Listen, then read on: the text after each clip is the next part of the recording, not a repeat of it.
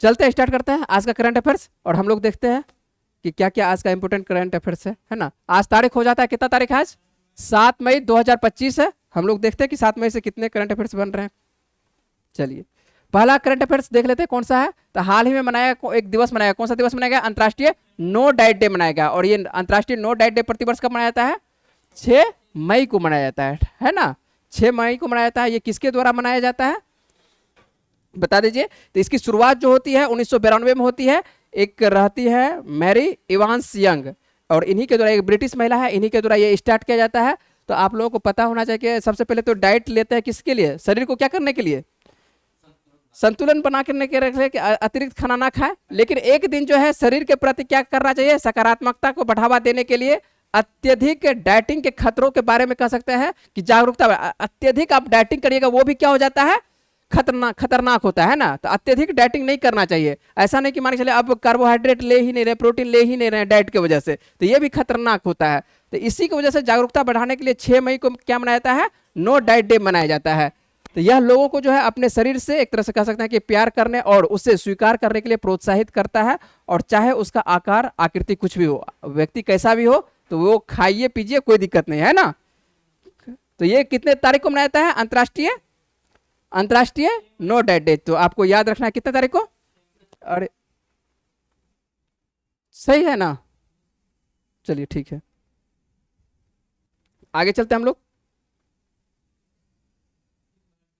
चलिए next question देख लेते हैं। किस भारतीय जोड़ी ने WTT यूथ स्टार कंटेंडर, ठीक है, लड़कों का युगल खिताब जीता है? किसके द्वारा जीता गया है? अंकुर भट्टाचार्य और किसके द्वारा? भट्टाचार्य और अभिनंद प्रधावधि के द्वारा, है ना। किसके द्वारा? अंकुर भट्टाचार्य जी के द्वारा और किसके द्वारा? अभिनंद प्रधावधि के द्वारा, है ना। तो ये होता है कौन सा है? WTT, जो आपको दिखाई पड़ता है टेनिस जो होता है, टेबल टेनिस जो होता है, इसी के लिए ये, इसी दोनों का खिलाड़ी हैं ये। आपको जो दोनों का नाम याद रखना है ना। तो भारतीय खिलाड़ी हैं अंकुर भट्टाचार्य और अभिनंद प्रधावर्ती। यहाँ पर भट्टाचार्य जी लिखा हुआ है, या भट्टाचार्य कर सकते हैं, यहाँ पर थोड़ा सा सुधार कर लीजिएगा, भट्टा क्या कर लीजिएगा? चार्या कर लीजिएगा, है ना। ठीक है, चार्या कर लीजिएगा, ठीक है, भट्टाचार्य कर लीजिएगा। तो टेबल टेनिस में भारतीय खिलाड़ी अंकुर भट्टाचार्य और अभिनंद प्रधावर्ती ने बैंकॉक में, बैंकॉक आपको पता है कहां पर है? किसकी राजधानी है? थाईलैंड की राजधानी है। तो यहीं पर जो है यूथ स्टार कंटेंडर अंडर 19 लड़कों का जो है युगल खिताब जीता है। किसके द्वारा जीता गया है? तो आपको नाम पहले ही बता दिया है, अंकुर भट्टाचार्य और अभिनंद प्रधावर्ती के द्वारा, है ना। ये जो आपको तस्वीर दिखाई पड़ रहा है, यही दोनों है, अंकुर और अभिनंद, ठीक है। तो ये इसको याद रखना है आप लोगों को। चलते हैं अगले प्रश्न पर बात करते हैं। हाल ही में भारत टेलीकॉम 2025 का उद्घाटन किसके द्वारा किया गया है? तो सीधा याद रखना है, टेलीकॉम 2025 कौन सा है? हाँ, यही मंत्री हैं वर्तमान में, है ना, ज्योतिराज सिंधिया। और ज्योतिराज सिंधिया वर्तमान में कौन मंत्री हैं? केंद्रीय संचार मंत्री। केंद्रीय संचार मंत्री का प्रभार अभी किसके पास है? ज्योतिराज सिंधिया के पास, है ना। तो भारत में टेलीकॉम 2025 में जो है 35 से अधिक देशों के 130 से अधिक विदेशी प्रतिभागी जो है इसमें भाग लेते हैं। और सभी को कहा जाता है कि आने वाले दिनों में क्या होता है, भारत एक तरह से पूरे देश पर राज करने वाला है ना टेलीकॉम में, है ना। जनसंख्या इसके पास क्या है? ज्यादा है ना, इस वजह से। तो याद रखना है आपको कि किसके द्वारा उद्घाटन किया गया। ये सब क्वेश्चन आपको एक एक लाइन में पूछा जाता है, इसके ज्यादा कुछ नहीं कुछ पूछेगा। किस मंत्रालय ने राज्यों को नागरिक सुरक्षा मॉक ड्रिल आयोजित करने का निर्देश दिया है? किसके द्वारा? तो गृह मंत्रालय के द्वारा। यही प्रश्न आप लोगों का ना था कि किस मंत्रालय के द्वारा। तो किस मंत्रालय के द्वारा राज्यों को नागरिक सुरक्षा मॉक ड्रिल आयोजित करने का निर्देश दिया गया है? तो गृह मंत्रालय के द्वारा। केंद्रीय गृह मंत्रालय ने नागरिक सुरक्षा, जिसको कि कह सकते हैं कि सिविल डिफेंस के लिए देश के सभी राज्यों और केंद्र शासित प्रदेशों को 7 मई को आज के ही दिन मॉक ड्रिल आयोजित करने का निर्देश दिया है, ताकि किसी आपात स्थिति में लोगों की सुरक्षा सुनिश्चित की जा सके, है ना। देश में कह सकते हैं करीब 300 स्थानों पर इसका जो है आयोजन किया जाएगा। कितने स्थानों पर?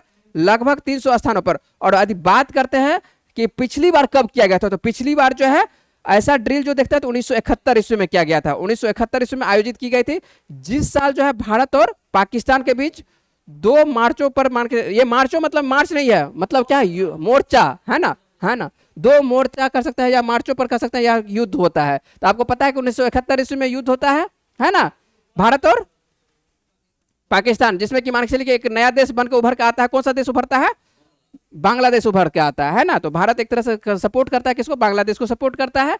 तो हाँ, तो ये आपको उससे पहले ही मॉक ड्रिल होता है।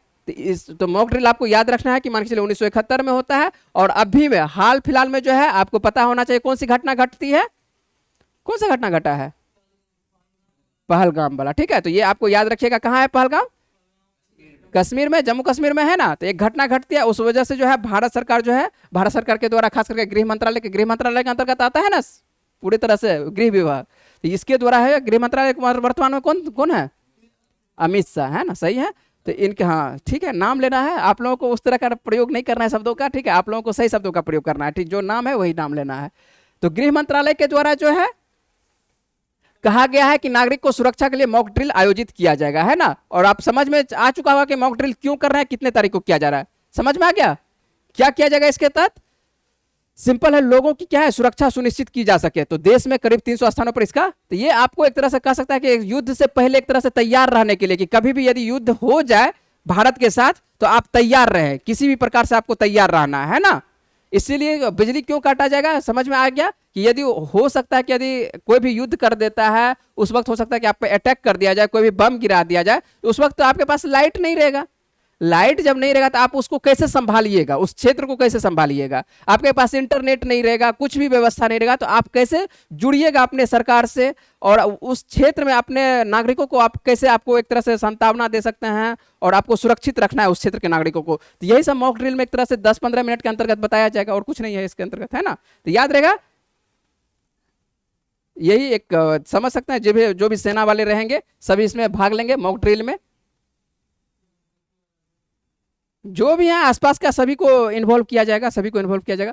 चलते हैं अगले प्रश्न पर। हाल ही में एनएफडीसी के प्रबंध निदेशक के रूप में किसे नियुक्त किया गया था, किसे नियुक्त किया गया है, प्रकाश मखदूम को। ठीक है, किसको नियुक्त किया गया हाल ही में, एनएफडीसी के प्रबंध निदेशक के तौर पर जो है प्रकाश मखदूम को नियुक्त किया गया। प्रकाश को मखदूम जो कह सकता है कि राष्ट्रीय फिल्म विकास निगम, इसको जो है एनएफडीसी का फुल फॉर्म क्या होता है, तो राष्ट्रीय फिल्म विकास निगम इसके अंतर्गत आता है। और इसी का जो है किसको प्रबंध निदेशक नियुक्त किया गया, किसको, प्रकाश मुकदम को, है ना। और भारतीय सूचना सेवा के 1999 बैच के कह सकता है कि ये अधिकारी रह चुके हैं, है ना। चलते हैं अगले प्रश्न पर, नहीं तो देख लेते हैं, ये जो आपको तस्वीर दिखाई पड़ रहा है यही है प्रकाश मुकदम, जिनको कि एनएफडीसी का एक तरह से अध्यक्ष नियुक्त किया गया है ना। चले अगले प्रश्न पर, किस हवाई अड्डे पर, देख लेते हैं कौन सा प्रश्न है अगला। तो किस हवाई अड्डे पर digital first airport operation control, ठीक है, ऑपरेशन, ठीक है, ऑपरेशंस कंट्रोल सेंटर का अनावरण किया गया था, ये कहां पर, मुंबई हवाई अड्डा पर। प्रश्न आज आप लोगों का आसान आसान प्रश्न है ना, कोई ऐसा प्रश्न नहीं है कि जिसपे कि बातचीत किया जा सके। तो मुंबई एयरपोर्ट ने एक नया डिजिटल एयरपोर्ट ऑपरेशंस, चलिए ऑपरेशन क्या कहता है, कंट्रोल सेंटर लॉन्च किया जाए, जो कि तेजी से प्रतिक्रिया देने और संसाधनों को बेहतर तैनाती के लिए तैयार किया गया। चलिए कोई दिक्कत नहीं है। ये जो है किस लिए आया है, तो नई पीढ़ी के इस केंद्र को बेहतर समन्वय के लिए प्रमुख हवाई अड्डा हितधारकों के साथ कह सकता है कि दक्षता बढ़ाने के लिए, सिंपल है कि दक्षता बढ़ाने के लिए नया लाएगा, तो कुछ ना कुछ लाएगा ना, इसमें जोड़ेगा, है ना। तो डिजाइन किया गया है जो कि बेहतर दृश्य और वास्तविक समय डेटा और उन्नत संचार प्रणाली छत्रपति शिवाजी महाराज अंतर्राष्ट्रीय हवाई अड्डे की टीम को अभूतपूर्व दक्षता के साथ क्या किया जाएगा, नियमित और संचालन और आपात स्थितियों दोनों का सक्रिय रूप से प्रबंधन करने के एक तरह से सक्षम बनाती है। सीधा आप लोगों को याद रखना है, क्या याद रखना है कि मुंबई हवाई अड्डा जो है इसमें क्या किया गया है, डिजिटल फर्स्ट एयरपोर्ट ऑपरेशंस इसको कंट्रोल किया गया है ना। इसमें वही नई तकनीक सब व्यवस्था किया जाएगा, इसमें क्या किया जाएगा, नई पीढ़ी के जो कुछ व्यवस्था लिया जाएगा, ये सब आपको दिखाई पड़ रहा है, कुछ ना कुछ नया व्यवस्था इसमें ऐड किया जाएगा, है ना। ये सीन कहाँ का है, वही छत्रपति शिवाजी टर्मिनल का, है ना। हवाई अड्डा का हम टर्मिनल बोल रहे हैं, ये छत्रपति शिवाजी जो हवाई अड्डा है उसके बारे में बात कर रहे हैं। कालीबंगा लिखा हुआ है, कलिंगा है, ठीक है, क्या लिखा हुआ है, कलिंगा। तो नेक्स्ट क्वेश्चन देखते हैं, तो कलिंगा सुपर लीग 2025 फुटबॉल प्रतियोगिता का खिताब किसने जीता है, तो किसके द्वारा जीता गया है, गोवा के द्वारा जीता गया है ना। आप लोगों से डायरेक्ट प्रश्न पूछा जाएगा कि कलिंगा सुपर कप 2025 फुटबॉल प्रतियोगिता का खिताब इस वर्ष किसके द्वारा जीता गया है, तो गोवा राज्य के द्वारा जीता गया है। तो एफसी गोवा ने जो है भुवनेश्वर में, कहां पर यह मैच होता है, तो भुवनेश्वर में होता है। कलिंगा सुपर कप 2025 के फाइनल में किसको हराकर, जमशेदपुर को, ठीक है, जमशेदपुर को हराकर जो है 3-0 से हराकर ये जीतता है, कौन जीतता है, गोवा जीतता है। तो याद सीधा रखना है किसको हराकर कहां पर मैच होता है, तो ये जमशेदपुर को हरा के जीतता है, कहां पर होता है, भुवनेश्वर में होता है। तो कलिंगा कप याद रहेगा आपको, कलिंगा याद रहना चाहिए। कलिंग है कहां पर, आप क्या चीज, हाँ, कलिंग युद्ध आप लोग पढ़े होंगे, है ना, कि कलिंग युद्ध का क्षेत्र किससे है, ओडिशा क्षेत्र से है ना। तो आपको कलिंगा से जितना भी आपको दिखाई पड़ेगा, जो भी नाम दिखाई पड़ता है आपको ओडिशा संबंधित दिखाई पड़ता है, तो वही उसकी कह सकते हैं उसका जो क्षेत्र है भुवनेश्वर, वहीं पर इसका मैच होता है ना। चलिए आते हैं, गोवा का नाम आता है, गोवा जीता है, तो गोवा के बारे में भी जान लेते हैं कि गोवा की राजधानी क्या है। तो गोवा की राजधानी क्या है पता है आप लोगों को, पणजी है। और यहाँ पर जो मुख्यमंत्री है वर्तमान तौर पर कौन है, प्रमोद सावंत है। याद हो गया होगा आप लोग, इतने बार नाम आ चुका है। राज्यपाल बता दीजिए कौन है राज्यपाल, अभी याद नहीं होगा, लेकिन याद रखना है आपको, PS श्रीधरन पिल्लई है, ठीक है। लोकसभा की कितनी सीटें हैं, 2 सीटें हैं, और राज्यसभा की कितनी सीटें गोवा से है, 1 सीटें हैं, है ना। इतना से ज्यादा याद नहीं रखना, ये आपको बार बार आ रहा है तो आपको ध्यान रखना है। ये जो आपको तस्वीर दिखाई पड़ रहा है, ये गोवा के जो फुटबॉल टीम के जो सदस्य की खिलाड़ी हैं सभी का लिया गया है ना। तो याद रहेगा 2025 का विजेता कौन है, कलिंगा सुपर कप का गोवा। और आपको इस तरह से भी प्रश्न पूछा जा सकता है कि कलिंगा सुपर कप किस खेल से संबंधित है, तो किस खेल से संबंधित है, फुटबॉल से संबंधित है। तो किसी भी तरह से प्रश्न पूछे तो आपको याद रहना चाहिए। चलते हैं अगले प्रश्न पर बात करते हैं। हाल ही में नई आबकारी नीति, आबकारी समझते हैं आबकारी क्या होती है, तो आबकारी नीति को किस राज्य सरकार ने मंजूरी दी है, तो किस राज्य सरकार के द्वारा, हरियाणा के द्वारा। समझ में आ जाएगा, टेंशन नहीं लेना। प्रश्न देखते हैं क्या लिखा हुआ है। हरियाणा सरकार ने जो है साल 2025-27 में है, ठीक है, 25-27 के लिए कह सकते हैं कि राज्य की आबकारी नीति को जो है मंजूरी प्रदान की है। क्या होती है आबकारी, बात करते हैं। आबकारी नीति को जो है वर्ष, क्या लिखा हुआ है, वर्ष को अब वित्त, चलिए आबकारी नीति को जो कह सकते हैं कि जो वित्त वर्ष के साथ जो है जोड़ा गया, अब इसको क्या कर दिया गया है, अब इसको वित्त वर्ष के साथ जोड़ दिया गया है ना, फाइनेंस ईयर के साथ जोड़ दिया गया है। यह नीति जो है 12 जून 2025 से 31 मार्च 2027 तक, यानी लगभग 21.5 महीनों के लिए ये लागू रहेगा। कब से ये लागू किया जा रहा है, 12 जून से लेकर कब तक, 31 मार्च 2027 तक। आबकारी नीति याद रखिएगा, आबकारी नीति किसके तहत, किस राज्य के द्वारा, क्या, हरियाणा के द्वारा, है ना। तो ये जो आपको देखिए क्या है, राज्य की शराब नीति। आबकारी मतलब क्या, आबकारी मतलब क्या, शराब, शराब देखे है ना, तो उसके अंतर्गत मान के जो एक्साइज ड्यूटी सब लगाया जाता है ना, तो ये सब किसके अंतर्गत आ जाएगा, आबकारी के अंतर्गत आएगा। और ये जो आपको दिखाई पड़ रहा है राज्य की शराब नीति में, ये जो है ये प्रावधान किया गया है कि 500 से कम आबादी वाले गांव में, ठीक है, 500 से कम आबादी वाले गांव में क्या होगा, शराब के ठेके अब नहीं होंगे। थोड़ा सा सुन लीजिए इधर बात, ठीक है। तो ये कहाँ की बात किया जा रहा है, आप हरियाणा में जाइएगा तो आपको हरियाणा में हर जगह पे चौक चौराहे पे क्या दिखेगा, शराब का ठेका दिख जाएगा, है ना। जहां जाइएगा वहां पर आपको शराब का ठेका दिखाई पड़ेगा। तो उसी को थोड़ा सा कम करने का प्रावधान किया जा रहा है। तो 500, जहां पर देखा जाएगा कि 500 से कम आबादी है वहां पर शराब का ठेका अब नहीं होगा। ऐसे गांव की यदि बात करते हैं तो करीब 700 है, जिस कारण से वहां पहले से संचालित 152 ठेके क्या हो जाएंगे, बंद हो जाएंगे। ऐसा सूचित किया गया कि 152 को चिन्हित किया गया कि 152 को क्या कहते हैं, बंद किया जाएगा। और नई आबकारी नीति के तहत जो है वित्त वर्ष 2025-26 के लिए जो है सरकार ने जो है 14,064 करोड़, ठीक है, ये 14,064 करोड़ के साथ लीजिएगा, ठीक है, रुपये के क्या किया है, राजस्व का एक तरह से कह सकते हैं कि राजस्व आने की उम्मीद है, ठीक है, आबकारी के तहत। तो याद रहेगा, तो बहुत रुपया आता है यहाँ से आबकारी, जितना शराब पिएगा क्या, हाँ, है ना। चलिए, तो याद रहेगा आपको। तो हरियाणा में क्या कहते हैं, 152 क्या शराब के ठेके बंद कर दिए। आप तो समझ में आ गया होगा कि आबकारी किसको बोलते हैं, है ना, किसके, इसके अंतर्गत किसको रखा गया है, शराब को, है ना। तो ठीक है, तो यहां से जो है अधिकांश रुपया सरकार को आती है। बिहार सरकार बंद कर दिया, समझ रहे हैं, तो बिहार सरकार को कितना घाटा हो रहा है ना। चलिए आइए देख लेते हैं, अगले प्रश्न पर बात करते हैं। ताइपे ओपन बैडमिंटन टूर्नामेंट 2025 कहां शुरू हुआ है, तो ये कहां पर शुरू हुआ, ताइपे, आपको पता है ताइपे किसकी राजधानी है, ताइवान की राजधानी है, ठीक है, ताइवान, ताइपे, ठीक है। लेकिन आपको एक क्षेत्र आपको दिखाई पड़ता है, उस पर जो है चीन अधिकार बार बार कहता है कि जो ताइवान है वो किसका है, मेरा ही है ना, उसका कहना है कि ताइवान मेरा ही है ना। तो याद रखना है, ताइपे ओपन बैडमिंटन टूर्नामेंट 2025 कहां पर शुरू हुआ है, तो चीन में शुरू हुआ है। तो चीन का जब नाम आता है तो चीन के बारे में थोड़ा सा बात कर लेते हैं। चीन की राजधानी क्या है, चीन की राजधानी बीजिंग, ये 55 से आप लोग पढ़ते आ रहे होंगे। चीन के राष्ट्रपति एकदम फिक्स है ना, जब तक रहेंगे यही रहेंगे, शी जिनपिंग रहेंगे, एकदम फिक्स कर दिया गया है। और मुद्रा क्या है, चीन में कौन सी मुद्रा चलती है, रेन मिनमी चलती है। पहले आप लोग पढ़ते होंगे, कौन सी मुद्रा पढ़ते होंगे, चीन की मुद्रा युआन पढ़ते थे, है ना, यही रटते थे। चीन की मुद्रा क्या नाम पढ़ते थे, युआन। लेकिन अब आपको क्या पढ़ना है, चीन की मुद्रा, आधिकारिक मुद्रा क्या है, रेन मिनमी। क्या है आधिकारिक मुद्रा, रेन मिनमी। एकदम याद कर, गलत नहीं बोल रहे हैं, क्या है, एकदम याद रखना है, क्या है इसकी मुद्रा, रेन मिनमी है ना, आधिकारिक मुद्रा। यहां पर यदि बात करते हैं तो यहां पर लगा लीजिएगा, क्या लीजिएगा, आधिकारिक, बात कर लेते हैं, यहां पर लिखे हैं नोट करके। चीनी मुद्रा को जो है दो नामों से जाना जाता है। किस नाम से जाना जाता है चीनी मुद्रा को? दो नामों से, एक चीनी युआन है ना, और दूसरा किस नाम से? रेनमिनबी है ना, दोनों नामों से जाना जाता है। शॉर्ट में मान के चलिए CNY और RMB लिखते हैं। और इसके बीच में कह सकते हैं कि सूक्ष्म अंतर है। क्या सूक्ष्म अंतर है देख लेते हैं, है ना, लिखा हुआ सूक्ष्म अंतर है। तो आपको रेनमिनबी जो है चीन की आधिकारिक मुद्रा लिखी दी है, चीन की क्या है? आधिकारिक मुद्रा है ना। जबकि युआन क्या है? इसका क्या है? माप की इकाई है। जैसे हम लोग पढ़ते हैं, मान के चलिए कि हम लोगों का जो मुद्रा का नाम है आधिकारिक मुद्रा, भारत का आधिकारिक मुद्रा का क्या नाम है? रुपया नाम है, ठीक है। लेकिन रुपया का एक अंश हम लोग पढ़ते हैं कि पैसा, है ना। पैसा क्या है? एक अंश है। उसी तरह से इसका देखिए, पहले युआन ही चलता था, लेकिन युआन चलता था इस तरह से। अब जो विदेशी व्यापार किया जाएगा तो विदेशी व्यापार युआन में नहीं कर सकता है ना, तो इसको जो है आधिकारिक मुद्रा मिल गया है, मान्यता मिल गया है रेनमिनबी को। आप विदेश में किसी भी मान के चलिए कि एक तरह से IMF में जो है इसका भी मुद्रा का एक तरह से वैलिड कर दिया गया है। किसको? रेनमिनबी को। तो जब IMF में रेनमिनबी को आपको एक तरह से मुद्रा को वैलिड कर दिया गया, तो इसके मुद्रा से आप क्या कर सकते हैं?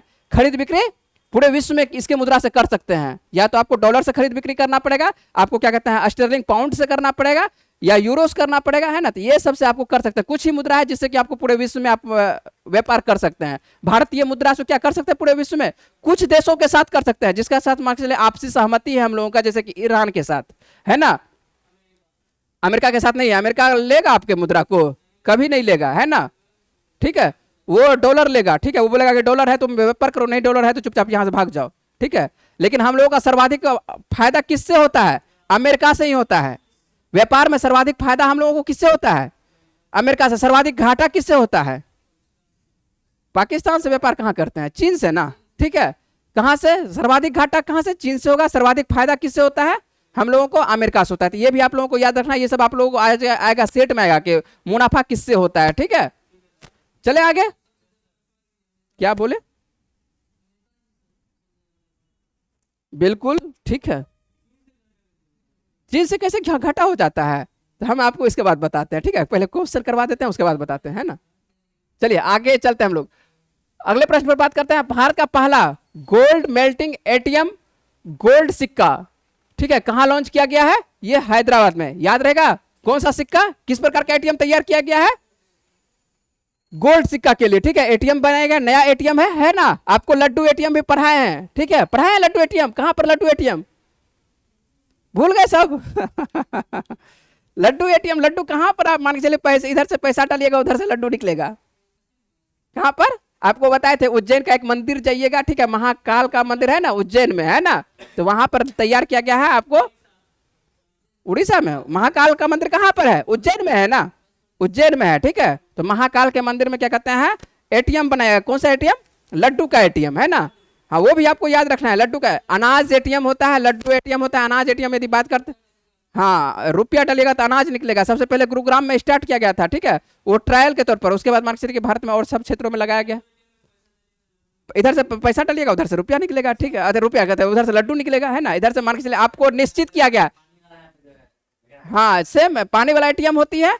मान के चलिए आप पानी वाला ATM में क्या करते हैं? 2 रुपया डालते हैं, उधर से आपको कितना? आपको जो जितना भी मान के चलिए दाम फिक्स किया गया है, मान के चलिए कि 2 रुपया में आपको 1 लीटर देता है तो 1 लीटर दे देगा। या मान लेते हैं कि 1 लीटर देगा, तो वो फिक्स है, उस पर लिखा हुआ कितने दाम में इतना लीटर, है ना। उसी तरह से मान के चलिए कि लड्डू ATM में लिखा हुआ है 250 ग्राम के लिए मान के चलिए कुछ धन राशि लिखी हुई है कि आपको मान के चलिए कि 250 रुपया देना है ना। क्या चीज? लड्डू एक ही तरह का रहता है, लेकिन क्या कहते हैं अलग अलग दामों का अलग अलग सिर्फ ये रहता है, क्या कह सकते हैं उसको, बॉक्स रहता है। 250 का मिलेगा, या तो आपको आधा केजी का मिलेगा, या तो आपको 1 केजी का मिलेगा। यही 3 आपको मिलेगा, ठीक है, इससे ज्यादा नहीं मिलेगा, ठीक है। तो आपको मान के चलिए कि उसका सभी का दाम दिया हुआ और स्कैनिंग करना है। स्कैनिंग करिएगा तो उतना लड्डू आपको पैकिंग होकर क्या हो जाएगा, निकल जाएगा। सिंपल सी बात है। और गोल्ड ATM में भी वही काम होगा, है ना। तो यहाँ पर जो है मान के चलिए कि क्या बात कर लेते हैं गोल्ड ATM के बारे में। हैदराबाद स्थित कंपनी जो है गोल्ड सिक्का भारत में जो है एक अत्याधुनिक AI सक्षम गोल्ड मेल्टिंग ATM लॉन्च किया है। तो याद रखना है कहां पर? हैदराबाद, याद रहेगा। उपयोगकर्ता जो है ATM से सोना खरीद सकते हैं या उसमें जमा कर सकते हैं। क्या क्या कर सकते हैं? हाँ, ATM से सोना खरीद भी सकते हैं, उसमें जमा भी कर सकते हैं। जैसे रुपया हम लोग जमा भी करते हैं, जमा करने वाला भी ATM होता है ना। नहीं देखा तो जाके क्या कहते हैं, क्या चीज? हाँ, CMD के वहां जाके, हाँ, जाके देख सकते हैं। कहां पर? भिकना पहाड़ी में, है ना। भिकना पहाड़ी ATM क्या कहते हैं आपको, जो कौन सा है SBI का देखा शाखा शाखा दिखाई पड़ेगा, तो उसमें जाके देख लीजिएगा वहां पर। हाँ, उस सीडीएम है वहां पर दिखाई पड़ेगा। तो मशीन बाजार जो है दर जो है मशीन जो है किस तरह से निकालेगा, उसको हर वक्त समझिए कि बाजार दर से वो तैयार करेगा। शुद्ध सोने का रियल टाइम वैल्यू एक तरह से दिखाएगी और उसी पर एक तरह से वो दाम कंट्रोलिंग करेगा। तो उपयोगकर्ता जो है अनुमान एक तरह से कह सकते हैं कि अनुमति के बाद जो है सोने का मूल्य 30 मिनट के भीतर उनके बैंक खाते में क्या हो जाएंगे, ट्रांसफर हो जाएंगे। यदि आप जमा करिएगा तो 30 मिनट के अंदर में क्या हो जाएगा, जमा हो जाएगा।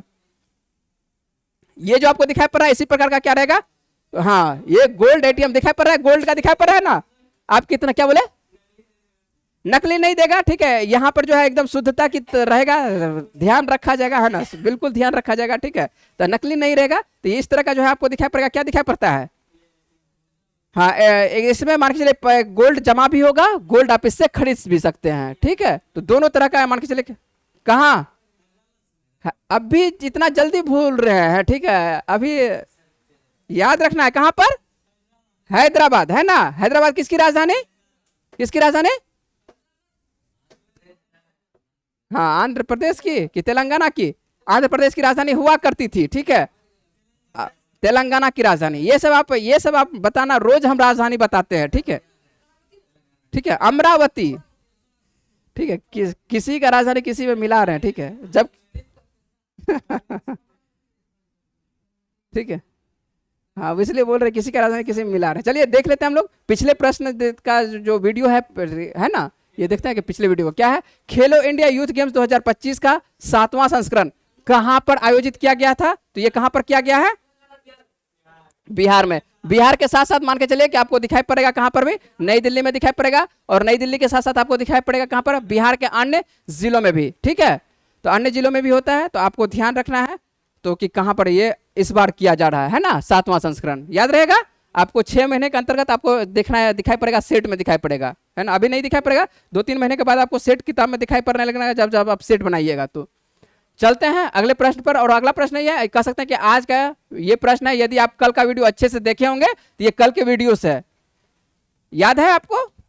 उम्मीद है कि आप लोगों को याद होगा कि सिंगापुर के प्रधानमंत्री के रूप में पुनः किसे चुना गया है। यदि आपको ये जवाब आता है, यदि आप वीडियो अच्छे से देखें तो ये जवाब आता होगा। यदि वीडियो अच्छे से नहीं देखे हैं तो फिर से आपको वीडियो देखना पड़ेगा, और तब उसके बाद जवाब देने की कोशिश कीजिएगा। कहां पर, कमेंट बॉक्स में दीजिएगा। मिलते हैं हम आप लोगों से कब, अगले वीडियो में, है ना। चलिए।